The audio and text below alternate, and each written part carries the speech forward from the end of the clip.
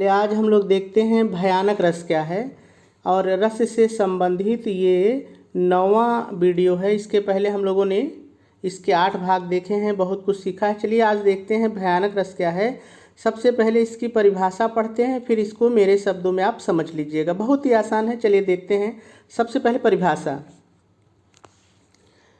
जहाँ पर किसी काव्य में इस प्रकार का वर्णन किया गया हो जिसे पढ़कर या सुनकर मन में या हृदय में व्याकुलता से भर जाए, तब वहाँ पर भयानक रस होता है। भयानक रस का स्थायी भाव भय होता है। ये तो परिभाषा रही, आप इसी को मेरे शब्दों में समझिए ये कह क्या रहा है। देखिए परिभाषा कह रही है कि जब कोई आश्रय यानी काव्य को पढ़ने या सुनने वाला, जब ऐसे किसी काव्य को पढ़े, कोई ऐसे कविता को पढ़े या कोई ऐसी कविता सुने कि उसके हृदय में व्याकुलता आ जाए, वो व्याकुल हो जाए। तो जब किसी का हृदय व्याकुल हो जाता है किसी काव्य को पढ़कर या सुनकर, तब वहाँ पे भयानक रस होता है। और भयानक रस का स्थायी भाव भय होता है। आप इसे याद कर लेंगे, बहुत ज़रूरी होता है स्थायी भाव याद करना। तो इसका स्थायी भाव भय होता है। आप इसको उदाहरण से और अच्छे से समझ सकते हैं। उदाहरण को देखिए। देखिए यहाँ पर लिखा है, एक ओर अजगरहि लखि एक ओर मृगराय, विकल बटोही बीच ही परियो मूर्छा खाए। देखिए इस उदाहरण में ये कहा जा रहा है कि एक ओर अजगर है और एक ओर शेर है, और बीच में जो बटोही यानी रास्ते पर जो जा रहा है बीच में बटोही, इन दोनों को देख करके और मूर्छा खा करके वो गिर जाता है, पड़ जाता है, गिर जाता है। तो इस कविता को जो आप पढ़ेंगे तो आपको मन में एक डर वाली बात आएगी कि एक तरफ किसी के अजगर हो और एक तरफ उसके शेर खड़ा हो, बीच में कोई आदमी हो, तो क्या करेगा वो? निश्चित है डर से वो गिर जाएगा, बेहोश हो जाएगा। तो ये जो उदाहरण है वही कह रहा है कि जहाँ पर किसी काव्य में इस प्रकार का वर्णन किया गया हो जिसे पढ़कर या सुनकर मन या हृदय व्याकुलता से भर जाए। तो यहाँ पर अजगर और मृग को देख करके इसके बीच में कोई या राहगीर फंसा है, आपका मन जो है वो व्याकुलता से भर जाएगा। और जब कोई जहाँ मन में व्याकुलता आ जाए वहाँ पर अपने आप भयानक रस हो जाता है, और भयानक रस का स्थायी भाव भय हो जाता है। चलिए इसके अवयवों को देख लें, इसके कौन कौन से तत्व हैं।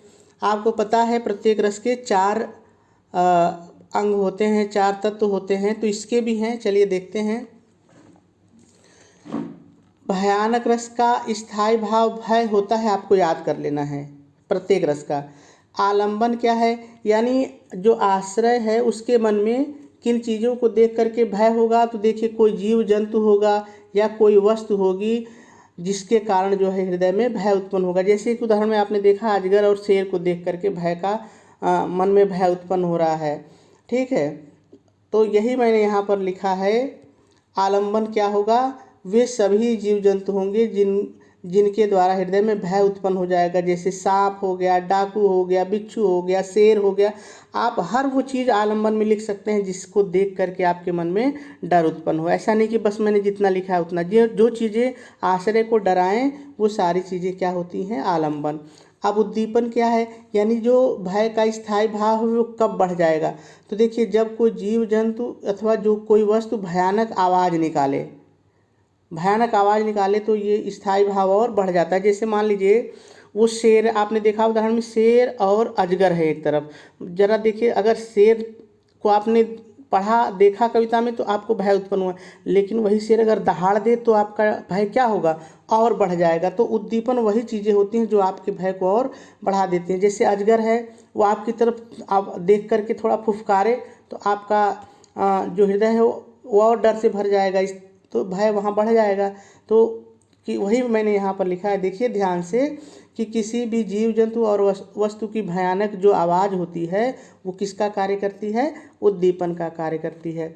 अनुभाव क्या है? यानी जब उद्दीपन और आलंबन के कारण आपके मन में भय आ जाएगा तब आप क्या करेंगे? देखिए आपका गला सूखेगा, पसीना आएगा, अचानक चीख निकलेगी, और भी कुछ होगा। जैसे आप अपनी आंखें सिकोड़ लेंगे, अपने शरीर को, अपने अंग को सिकोड़ लेंगे। ये सारी चीज़ें आप करेंगे। तो ये सारी चीज़ें अनुभाव हैं। संचारी भाव क्या है, अर्थात कौन सी चीज़ें आपके मन में आएंगी और जाएंगी, कौन से भाव।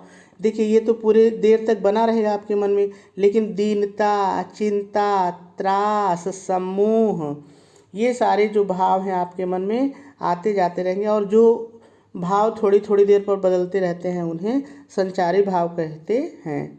तो उम्मीद है ये भयानक रस आपको पूरी तरह से समझ में आ गया होगा, कोई दिक्कत नहीं होगी। एक दो बार आप पढ़िए, दो चार उदाहरण पढ़िए तो सारी चीज़ें और स्पष्ट हो जाएंगी। ठीक है, आज इतना ही।